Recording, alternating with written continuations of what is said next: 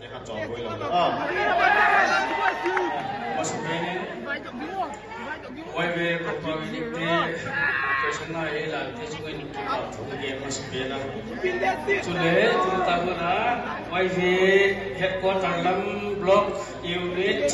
quay bảo dấu xì cái sản là cái mà sản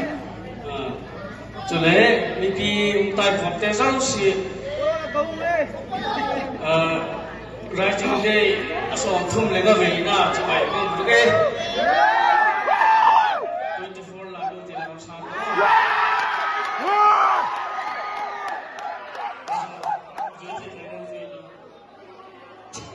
đó